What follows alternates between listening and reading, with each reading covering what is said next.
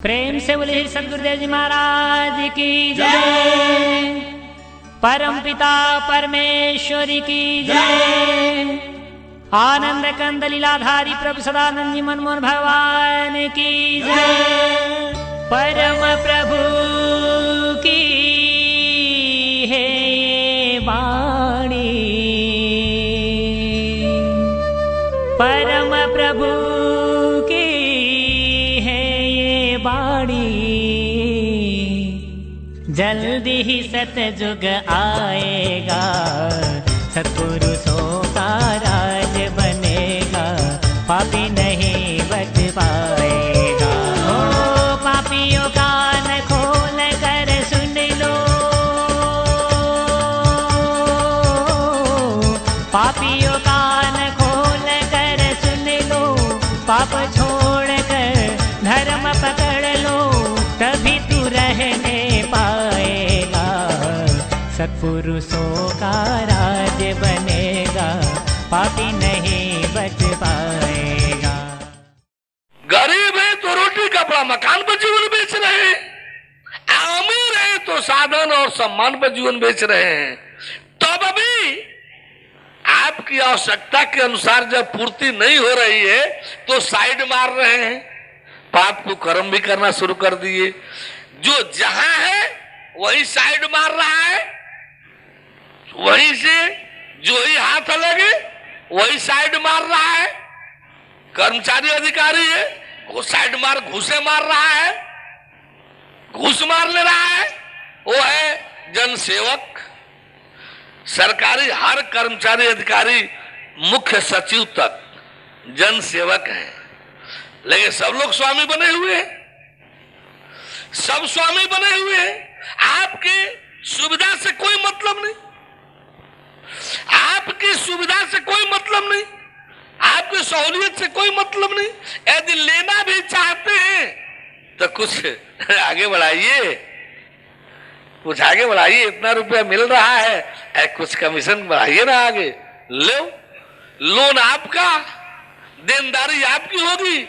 वो बैंक में कर्मचारी बैठा है, उसमें शेयर वसूल रहा है, कमीशन मांग रहा है, उसमें कमीशन मांग रहा है। आप तो भैया बेचारे गर्जू हैं, गर्ज के मारे हैं, स्वीकार कर ही लेंगे। अच्छा भैया ले लीजिए, लेकिन हमको दीजिए तो सही। बोले परम प्रभु परमेश्वर की। तो अब आप बंधुजन ये कब, जब कमी सता रही है तब ना, जब कमी सता रही है तब ना। तो जब भी जो कोई भी हो, आप कर्म और भोग के बीच में जब अपने जीवन को रखेंगे, जब माया के माध्यम से अपने जीवन को रखेंगे, तो माया जो है आपको पूरित होने ही नहीं देगी। जब भी आप, जब तक जो भी बन जाइए, बिल गेट्स बन जाइए, दुनिया का सबसे बड़ा धनवान, क्या उसको शांति संतुष्टि मिल गई है क्या? और की दौड़ खूब लगी हुई है। प्रेम जी अजीज जी बन जाइए आप अपने देश के। 70,000 करोड़ की इस समय परिसंपदा उनके पास है, 70,000 करोड़। प्रेम जी अजीज जी इस समय जो आपके देश के हैं, कभी कभी तो दुनिया में दूसरे नंबर का नाम आ रहा है। 70,000 करोड़ की परिसंपदा उनके पास है। क्या वो शांत हो गए हैं क्या? क्या उनको संतुष्टि मिल गई है क्या? उस अस्तित्व और कर्तव्य के जगह पर इस नाशवान शरीर में, नाशवान शरीर प्रधान जीवन हो गया।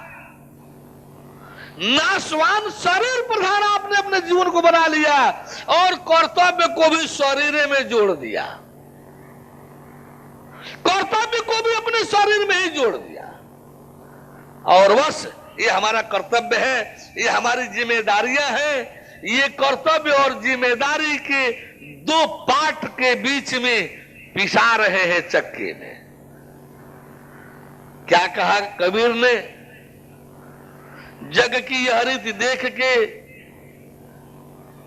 दिया कबीरा रोए, जग की यह रीति देख के दिया कबीरा रोए, आ दो पाटों के बीच में साबुत बचाने कोई। आप लोग जीवन जिए, भरपूर जीवन जिए। मैं आपके जीवन में खलल डालने नहीं आया हूं। मुझे आपकी खुशहाली से कोई दुश्मनी नहीं है। मुझे आपकी खुशहाली से कोई दुश्मनी नहीं है। मुझे आप सबकी खुशहाली से किस बात को लेकर दुश्मनी होने लगी? आप सबके खुशहाली को छीन लेने से, आप सबके प्रसन्नता को छीन लेने से अलग से मुझे क्या मिलेगा? आप लोग अपने से भी पूछिए ना। मैं आप सबकी खुशहाली छीनने की स्थिति में नहीं हूं। मैं इससे और खुशहाल बनाना चाहता हूं। इस समय की खुशहाली आप सबकी वास्तव में सच्ची खुशहाली नहीं है। इसमें दोष मिश्रित है, इसमें पाप कुकर्म मिश्रित है, इसमें झूठ फरेब चोरी बेईमानी ये सब मिश्रित है। इसलिए हमको आप सबकी यह खुशहाली सच्ची खुशहाली नहीं लग रही है। क्यों? इसके बाद बहुत भारी भरकम तड़पन है।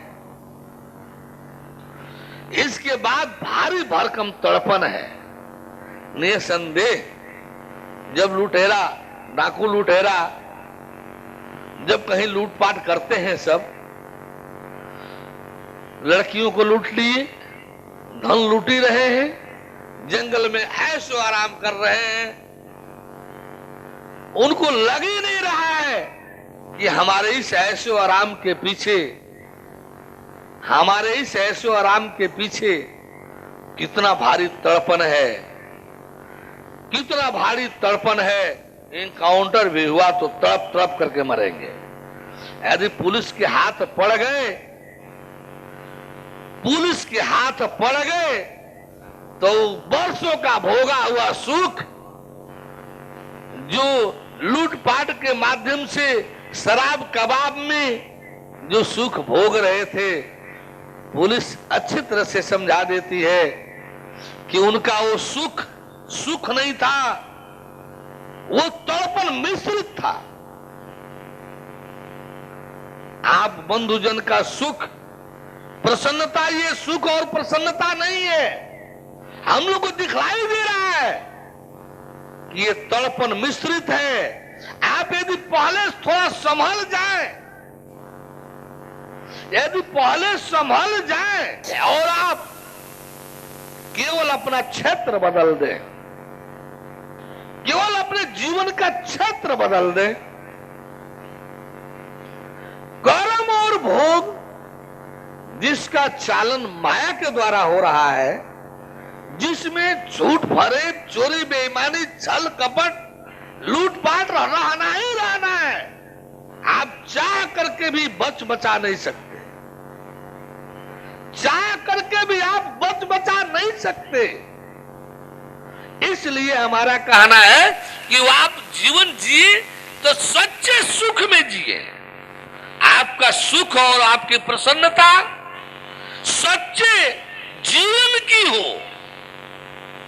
सच्चे जीवन की हो, दोष मिश्रित अपराध मिश्रित न रहे।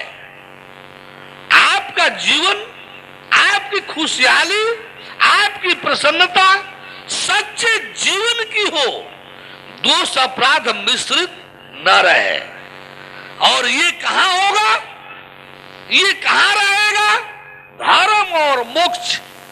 धर्म और मोक्ष जिस प्रकार से कर्म और भोग के बीच आप अपने को स्थित किए हैं, ठीक इसी प्रकार से जब धर्म और मोक्ष में अपने को स्थित करके रहने चलने लगेंगे तो माया का चालन संचालन न रह करके परमेश्वर के साथ चालन संचालन में हो जाएंगे।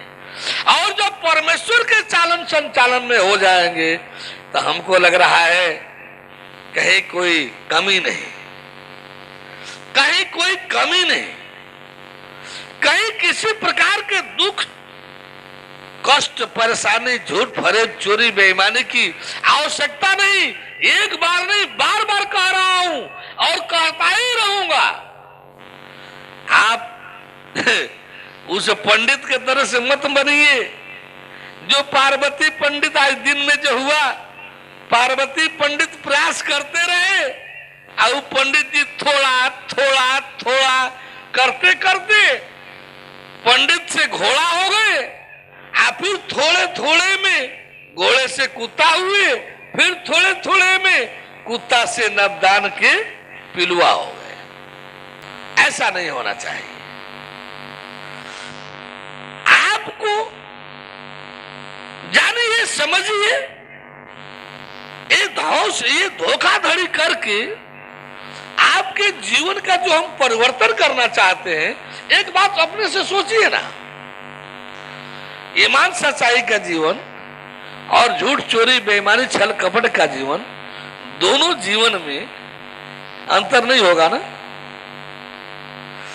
झूठ चोरी बेईमानी का जीवन, लूटपाट खसोट का जीवन और ईमान सच्चाई का जीवन, दोनों जीवन में अंतर नहीं होगा ना। कम से कम हम इतना तो आपको कह रहे हैं ना कि ये धर्म और मोक्ष के बीच का जो जीवन है, एक सच्चा जीवन है, एक सच्चा जीवन है। उसमें जो आपकी प्रसन्नता होगी उसमें स्थायित्व होगा, उसमें जो आपकी खुशहाली होगी उसमें स्थायित्व होगा, क्योंकि उसमें दोष अपराध नहीं रहेगा। यदि किसी प्रकार से भूल चूक दोष अपराध संबंधी आपसे हो भी रहा है तो उसकी सारी जिम्मेदारी परमेश्वर ले लेता है, उसकी सारी जिम्मेदारी परमेश्वर ले लेता है। उसके दुष्परिणाम, यदि आप केवल ईमान सच्चाई का जीवन जीना है, एक सच्चा जीवन जीना है, सच्चा जीवन भरा पूरा जीवन होता है।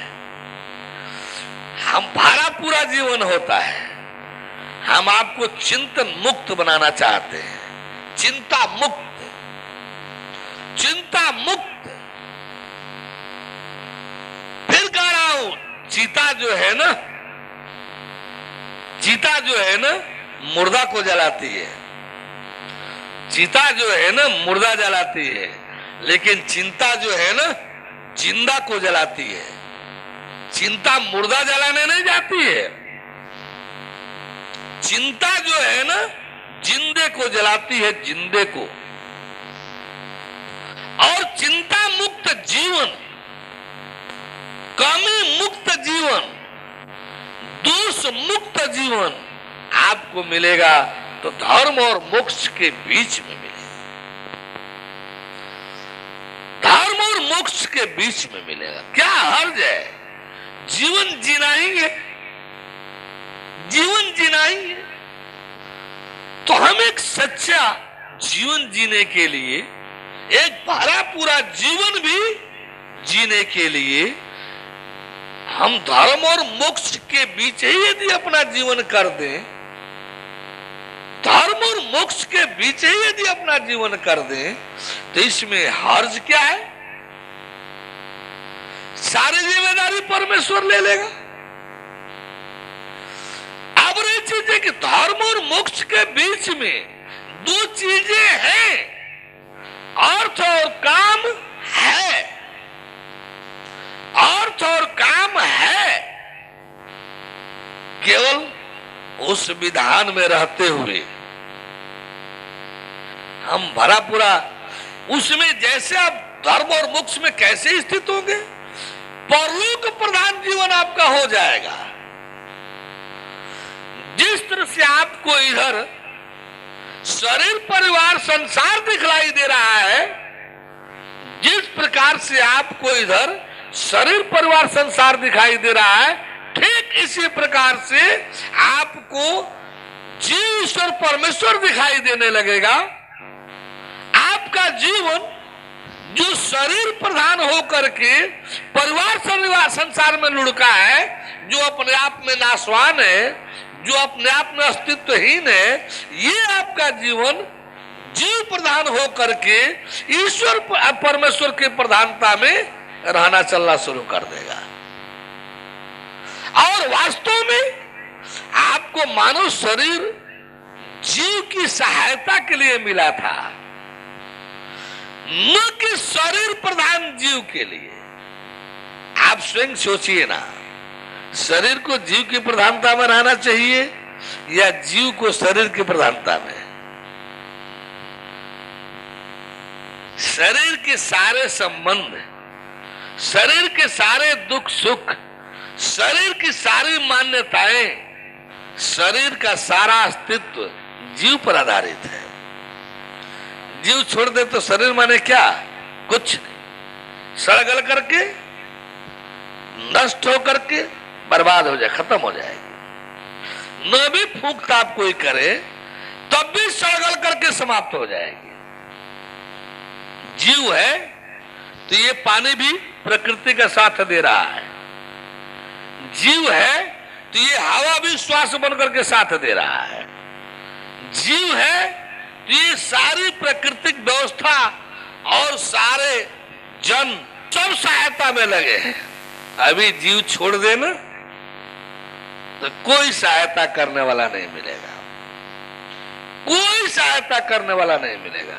ये प्रकृतिस्थ हवा पानी भी सहायता नहीं कर सकते आपका। ये प्रकृतिस्थ हवा पानी भी, ये पानी सड़ाने लगेगा आपको। ये हवा जो आप इस समय आकर्षण के पात्र हैं, एक दूसरे के आकर्षण अपनत्व के पात्र हैं, यही हवा जो है आपकी शरीर से दुर्गंध फैलाने लगेगा। दूर से नाक दाब करके दूर से निकलना होगा। ये प्रकृतिस्थ साधन भी इस शरीर के सहायक नहीं रह जाएंगे। हम क्या कह रहे हैं? जीवन जिए, सच्चा जीवन, जीव का जीवन जिए, शरीर को इसका सहायक बनाकर जिए। जीव का जीवन जिए, शरीर को इसका सहायक बनाकर जिए, तब वही होगा। अंश अंश की तरफ जाएगा, अंश अंश को खींचेगा। यही व्यवस्था है। शरीर संसार से आया है परिवार के माध्यम से, संसार का अंश है परिवार के माध्यम से, आकर्षित रहता है परिवार के माध्यम से संसार में। शरीर अंश है संसार का परिवार के माध्यम से। ठीक इसी प्रकार जीव परमात्मा परमेश्वर परम ब्रह्म से आया है, ब्रह्म शक्ति के माध्यम से, शिव शक्ति के माध्यम से। ये वो इसका अंश है, जीव अंश है परम ब्रह्म परमेश्वर का, परमात्मा का, भगवान का, आत्मा ईश्वर ब्रह्म नूर सोल स्पिरिट के माध्यम से। जब इस शरीर को जीव की प्रधानता में डालेंगे तो जीव अपने अंश की ओर ले जाएगा, अपने उसका अंश जो है अपनी तरफ खींचेगा। तो ये आपका जीवन ईश्वर और परमेश्वर प्रधान बनने लगेगा। जैसे शरीर प्रधान जब जीव को बनाए हैं तो जीव मजबूरन शरीर के पीछे पीछे परिवार की तरफ आकर्षित है। शरीर और परिवार की सारी व्यवस्थाएं कहां से आती है? संसार से। गौर करेंगे आप लोग, शरीर और परिवार संसार का अंश है। इसकी सारी व्यवस्थाएं संसार में है, संसार से आती है। ठीक इसी प्रकार से जीव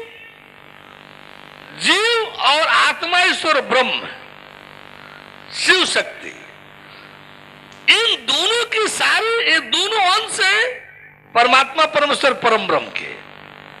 इन दोनों की कमी की पूर्ति परमात्मा परमेश्वर परम ब्रह्म से होती रहती है।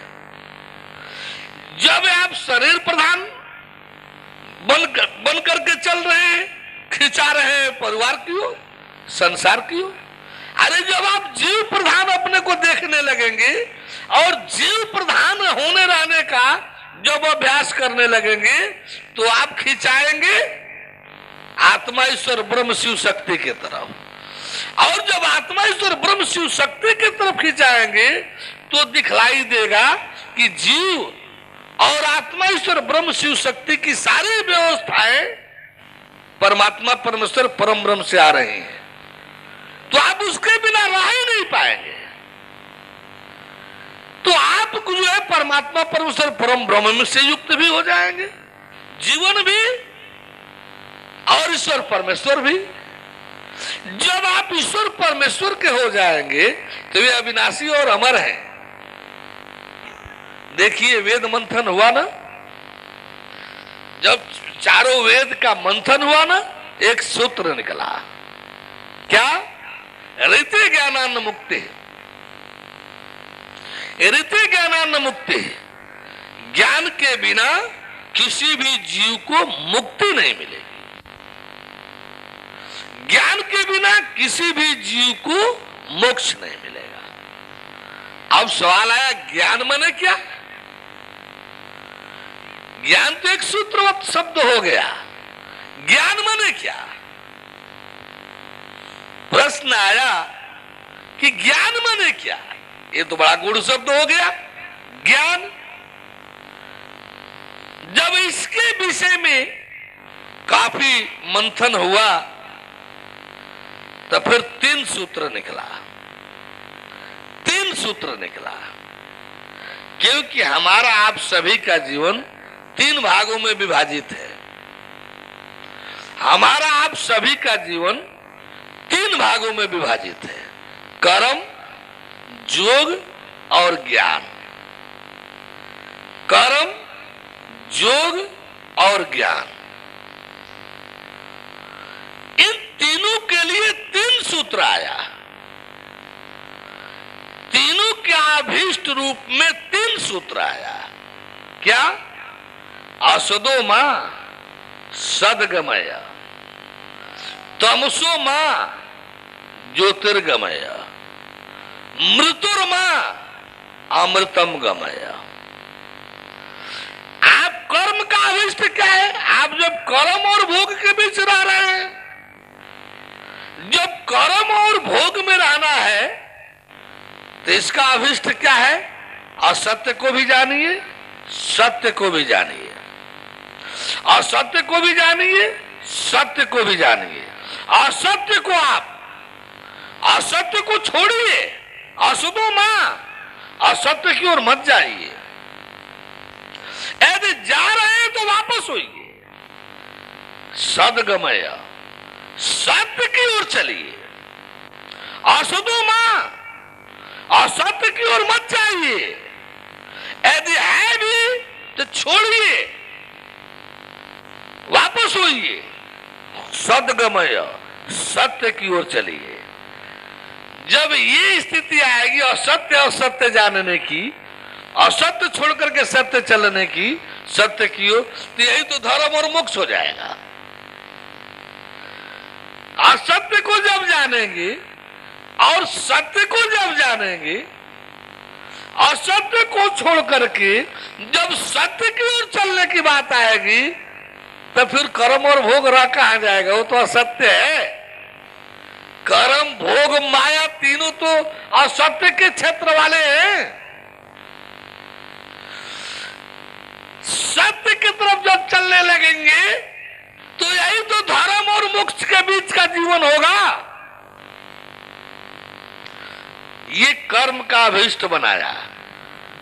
बड़े बुद्धिमत्ता कहा जाए कि विवेकशीलता पूर्वक है कि जब सीधे नहीं छोड़ता है तो चल भाई असत्य भी जान और सत्य भी जान, असत्य भी जान और सत्य भी जान।